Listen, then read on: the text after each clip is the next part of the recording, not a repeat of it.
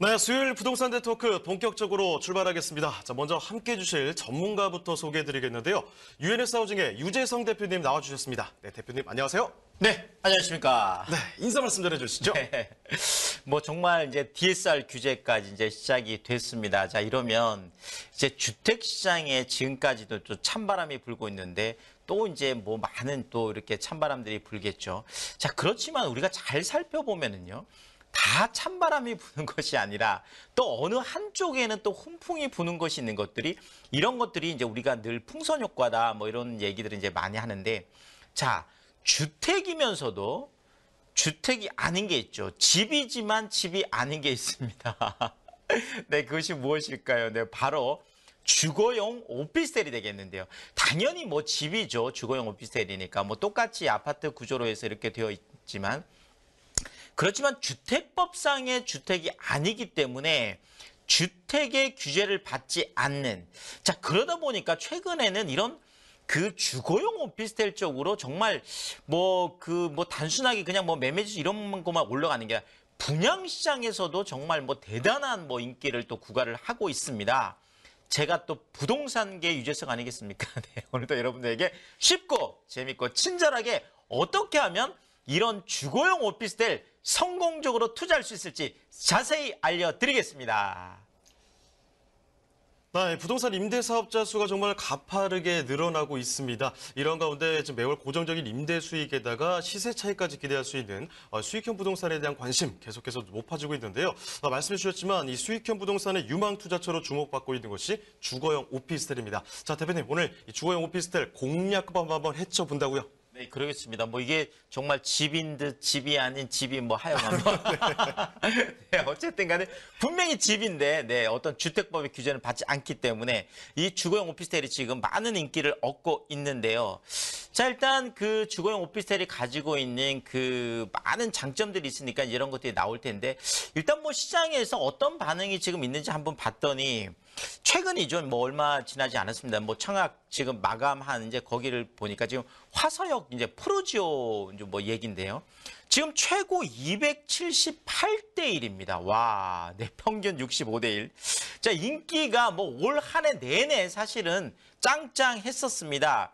자, 일단 뭐 아파트 쪽에 너무 이제 부동산 뭐 규제 관련 뉴스들 또 그 뭐 아파트 뭐 분양 관련 뉴스들 뭐 이런 것들만 계속 쏟아졌다 보니까 사실 뉴스에서 어떤 주거용 오피스텔에 대해서 이제 많이 다루지 않아서 그렇지 사실은 이제 5월 달에 아주 엄청난 그 청약 경쟁률이 있었죠. 네.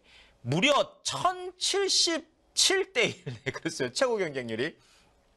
평균이 105대 1이었으니까요. 네. 범계 힐스테이트 얘기인데요. 자, 어쨌든 간에 약 600세대 모집하는데 6만 명이 네, 이렇게 몰려왔다라는 거예요. 정말 뭐 아파트의 청약 경쟁률을 뛰어넘는 어마어마한 그런 이제 분양 시장에서도 이제 대세로 이제 자리 잡고 있는 것들이 바로 주거용 오피스텔이 되겠습니다.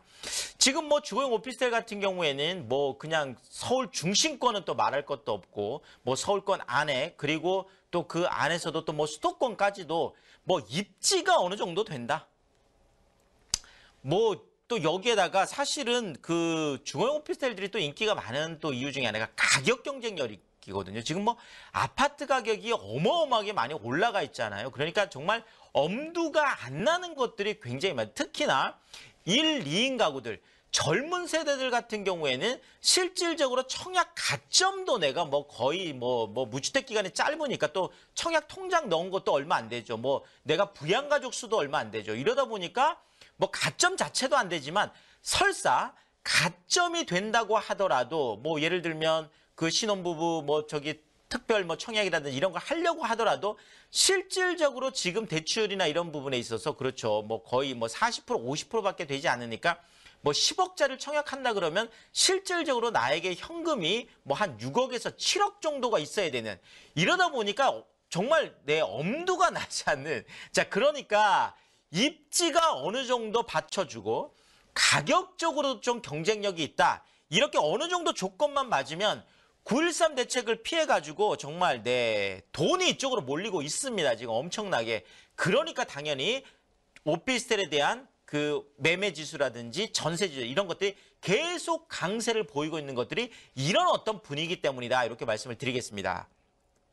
자, 일단 뭐 우리가 아무리 좋은 거라도 그렇죠. 꼼꼼히 이유를 따져봐야 되겠습니다. 뭐 무조건 인기가 있다라고 해서 무조건 뭐 따라가는 거 이거 좋은 투자 방법이 아니고요. 또 나에게도 맞는지 또 나의 어떤 그 투자 규모 또 나의 투자 성향, 또 내가 앞으로 또 어떻게 부동산에서 포트폴리오를 짜나갈지 이런 것들을 잘 꼼꼼히 따져보는 습관이 좋겠습니다. 그런 측면에서도 왜 인기가 있는지 이런 이유들을 한번 따져보고 싶은데요.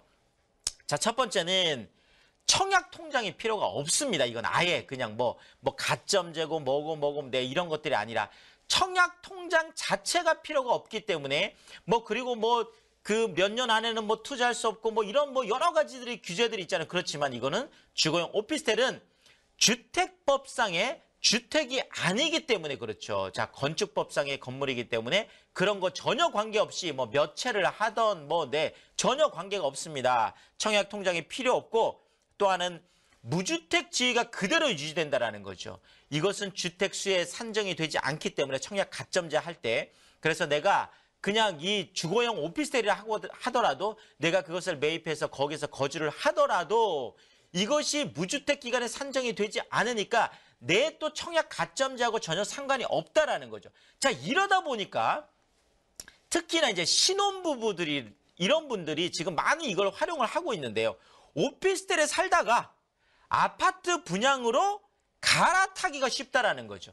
자, 내가 그냥 전세로만 살고 있다라고 한다면 내가 거기에서 5년, 10년을 살고 있어도 전세금을 나중에 나갈 때 더 올려서 내주는 경우는 없잖아요.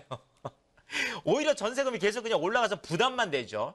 자, 그렇지만 내가 역세권 안에 입지를 말씀드리는 거죠. 서울 중심권 안에 역세권 안에 내가 주거용 오피스텔을 내가 갖고 있다라면 청약 가점은 계속 쌓이고 있으면서 이 주거용 오피스텔의 가격도 올라가겠죠. 당연히 땅값이 올라가니까 올라가죠. 건축비가 올라가니까 올라갈 수밖에 없는 거거든요.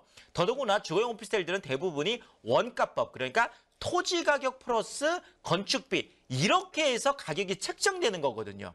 자, 이러다 보니까 주거용 오피스텔의 가격이 계속 올라갔을 때 내가 그것을 나중에 매매를 해서 어떻게 내 청약 점수가 다 되고 했을 때 아파트로 또 갈아탈 수도 있다는 거죠.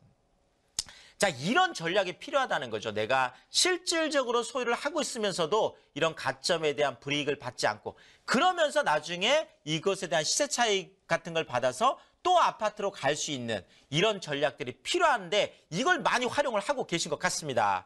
자, 여기에다 또 아파트보다 다양한 특화 설계. 일단은 오피스텔은 역세권에서 가깝기 때문에 일단은 직주 근접으로도 어마어마한 또 인기가 있죠. 자, 그런데 요즘 주거용 오피스텔들 정말 너무나 잘 짓습니다. 진짜 내가 아파트는 아무리 내가 사든 전세를 들어가든 내가 냉장고도 사야 되고 세탁기도 사야 되고 네. 그리고 또 옮겨 다닐 때 그거 다 가지고 또 이렇게 해야 되잖아요. 너무 붙박이장 해놔도 어떻게 할 수도 없는 거고. 자, 그렇지만 주거용 오피스텔은요. 내가 나중에 아파트로 옮겨가더라도 그때 내가 거기에 맞는 걸 그냥 사면 되는 거지. 그렇죠. 자, 들어가면 세탁기 있죠. 냉장고 있죠. 심지어 요즘 인출식 이렇게 그 식탁이라고 하죠. 그런 거 또 스타일러라고 해서 그냥 옷 털어주는 이런 것까지 그냥 어마어마하게 잘 돼 있는 특화 설계. 그러면서도 아파트처럼 2베이, 3베이 완전 공간적으로 특화가 돼 있어서 이런 측면에서도 완벽한 주거를 제공하고 있다는 거 우리가 알아야 되겠습니다. 자, 우리가 이래도 또 투자, 성공 어떻게 하면 성공할 수 있을지 우리가 이런 것들 잘 한번 챙겨봐야 될 것 같은데요. 자, 일단 입지 당연히 따져봐야 되겠습니다. 서울 중심권 제가 늘 말씀드리고요. 그 안에서도 우리가 역세권, 정말 오피스텔은 무조건 우리가 역세권, 네, 이것을 떠나서 이야기할 수가 없습니다. 그래서 꼭 역세권 챙겨야 될 것 같고요. 또 하나는 일자리가 늘어나는 곳에 투자해야 되겠죠. 계속 그렇죠. 현재도 일자리가 엄청나게 많은 곳, 충분한 현재 수요, 나중에만 좋아진다고 해서 지금 내가 안 되죠. 현재도 수요가 풍부하지만 앞으로 미래의 신규 수요도 계속 늘어날 수 있는 거. 그러니까 현재도 좋고 앞으로 더 좋아질 일들만 남아있는 곳, 이런 것들이 겹치는 곳에 우리가 투자하면 당연히 또 성공적인 투자를 할 수가 있겠습니다. 자, 지금 현재는 엄청나게 좋은데 계속 지금 낮아지고 있는 곳, 절대 이런 곳은 투자하면 안 되겠습니다. 차라리 현재 지금 조금 불안전하더라도 미래에 있어서 계속 그쪽으로 기업이 들어온다든지 일자리가 늘어난, 그것도 4차 산업 쪽의 일자리들이 많이 늘어나는 것이 좋겠죠. 이런 쪽으로 투자를 하시면 좋겠고, 자, 여기에다가 중대형보다는 소형 오피스텔에 투자를 하시는 게 좋습니다. 지금 전국의 오피스텔 수익률이 약 한 4.99% 정도 되는데요. 지금 20제곱미터 이 아주 초소형 같은 경우에는 약 한 5.41%, 5.4%가 지금 넘어간다는 거죠. 자, 그런데 이것이 85제곱미터를 초과하는 쪽으로 내려간다면 거의 4.1% 정도로 뚝 떨어진다는 거예요. 거의 뭐 한 1% 정도가 떨어지는. 자, 주거용 오피스텔 같은 경우에는 오히려 쪼개면 쪼갤수록 수익률이 더 늘어나는, 이런 것들이 그대로 적용되는 바로 그런 거기 때문에 서울 중심권 안에, 그것도 아주 초역세권 안에 일자리가 늘어나는 곳에 우리가 초소형 쪽에 주거용 오피스텔을 투자했을 때 반드시 성공할 수 있다. 이렇게 정리하겠습니다.